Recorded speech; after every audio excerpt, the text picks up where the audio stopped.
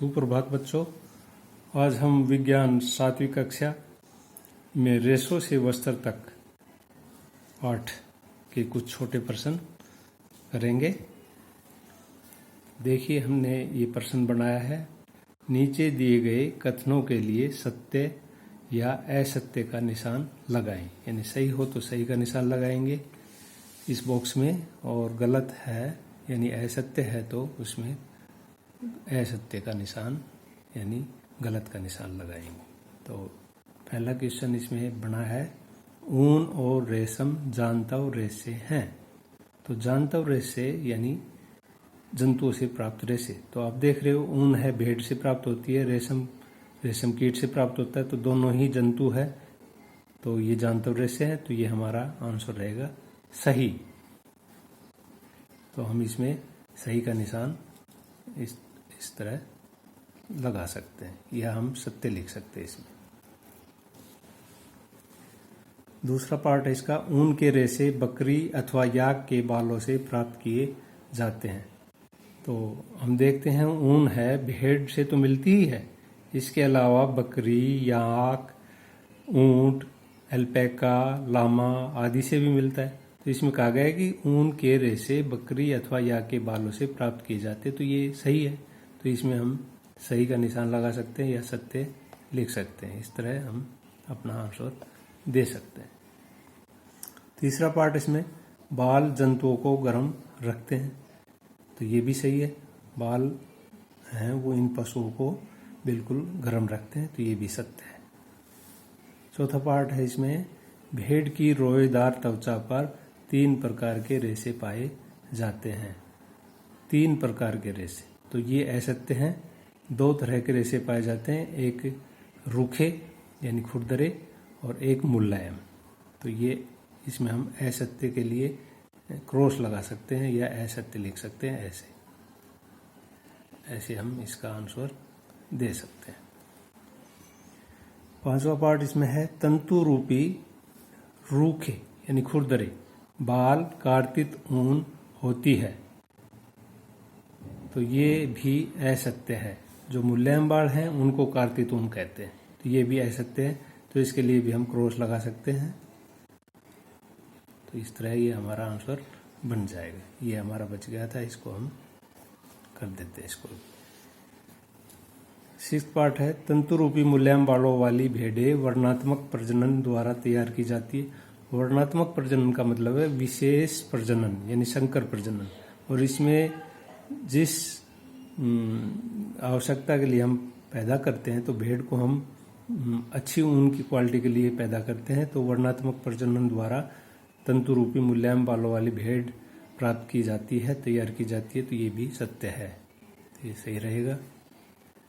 7वां part, भेड़ों की ऊन ही ऊन का एकमात्र स्रोत है।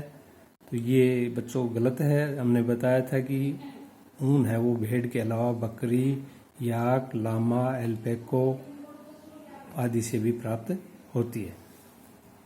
8वां पार्ट है इसमें, अंगोरा ऊन को एक विशेष नस्ल की बकरियों से प्राप्त किया जाता है। तो ये भी सही है बच्चों, ये सही है। अंगोरा नस्ल की जो भेड़ है, बकरी, उससे ही अंगोरा ऊन प्राप्त की जाती है। 9वां पार्ट इसमें, कश्मीरी बकरी की त्वचा के निकट मुलायम बालों से पश्मीना सालें बनाई जाती है। बिल्कुल सही है, ये सही है। कश्मीरी बकरी है और उसके बालों से पश्मीना नामक सालें बनाई जाती है। और इसका 10वां भाग है, ऊंट के शरीर के बालों का उपयोग ऊन के रूप में नहीं किया जाता है। तो हमने बताया कि ऊन है वो ऊंट से भी प्राप्त होती है। ये इसमें प्रश्न में कहा गया नहीं, तो ये असत्य है। तो असत्य के लिए हम इसमें क्रॉस का निशान लगाएंगे, और इस तरह हम इनको हल कर सकते हैं। इसी टाइप में हमने एक सेकंड क्वेश्चन बनाया है। देखिए आप, क्वेश्चन 2 है ये, नीचे दिए गए शब्दों का प्रयोग करके निम्नलिखित खाली स्थानों की पूर्ति कीजिए। नीचे खाली स्थान दिए गए हैं और कुछ शब्द दिए गए हैं ऊपर, उन्हीं का प्रयोग करके उपयुक्त शब्द जो हमें लगे उसको हमने खालिस्तान में भरना है। तो आप देख रहे हो पहला पार्ट इसमें मारवाड़ी नस्ल की भेड़ें खालिस्तान राज्य में पाई जाती है। तो हमारे इस पार्ट में एक सारणी दी गई है और उसमें भेड़ों की नस्लों के साथ उनकी ऊनों की गुणवत्ता के गुणों के बारे में बताया गया है और वो किस राज्य में पाई जाती है उसके बारे में लिखा गया है। तो मारवाड़ी नस्ल की भेड़ें खालिस्तान राज्य में पाई जाती है, तो इसका सही उत्तर होगा गुजरात। तो ये इस नस्ल की जो भेड़ें हैं वो गुजरात में पाई जाती है, तो यहाँ गुजरात आएगा। सेकंड पार्ट है इसका, अच्छी गुणवत्ता की ऊन लोही नस्ल की भेड़ से मिलती है जो खालिस्तान राज्य में पाई जाती है। तो लोही नस्ल की जो भेड़ है वो राजस्थान में पाई जाती है, तो यहाँ पे हम भरेंगे राजस्थान। ऊपर से जो शब्द हैं उन्हीं में से हम ये भर रहे हैं, तो ऊपर राजस्थान दिया गया है तो यहाँ पे राजस्थान भर देंगे हम।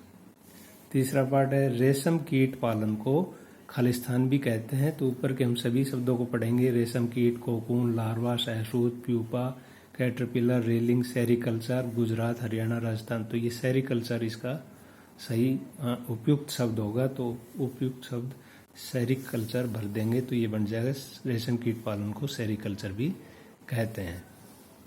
चौथा पार्ट है मादा रेशम कीट अंडे देती है जिनसे खालिस्तान निकलते हैं। तो आप ऊपर देख रहे हो रेशम कीट, कोकून, लार्वा, सहतूत, प्यूपा, कैटरपिलर। तो इनमें हमने देखा कि प्यूपा भी लिखा हुआ है, कैटरपिलर भी, लार्वा भी। तो सबसे अंडे के बाद जो अवस्था होती है कीट की उसे कहते हैं लार्वा, तो इसमें लार्वा आएगा। मादा रेशम कीट अंडे देती है जिनसे लार्वा निकलते हैं, यहाँ लार्वा आएगा। अगला पार्ट है लार्वा को खालिस्तान की ताजी कटी पत्तियों के साथ बॉक्स की स्वच्छ ट्रे में रखा जाता है।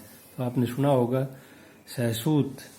सहतूत जो पौधा है सहतूत, वो इनका मनपसंद भोजन है, तो सहतूत आएगा यहाँ पे। लार्वा को सहतूत की ताजी कटी पत्तियों के साथ बांस की स्वच्छ ट्रे में रखा जाता है उनके डेवलप करने के लिए आगे। छठा पार्ट है रेशों से धागे बनाने की प्रक्रिया खालिस्तान कहलाती है।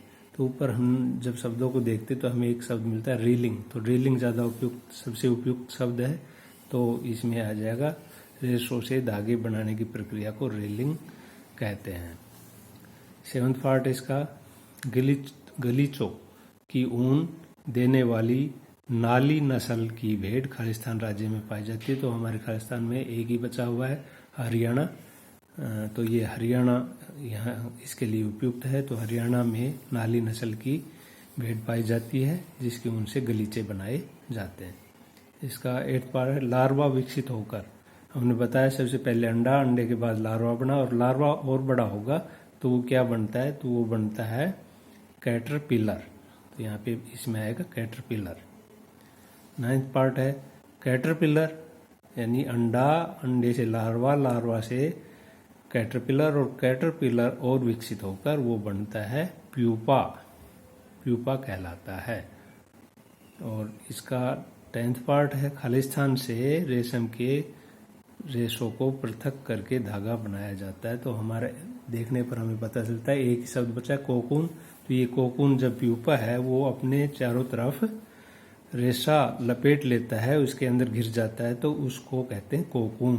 तो यहाँ आएगा कोकून से रेशम के रेशों को पृथक करके धागा बनाया जाता है।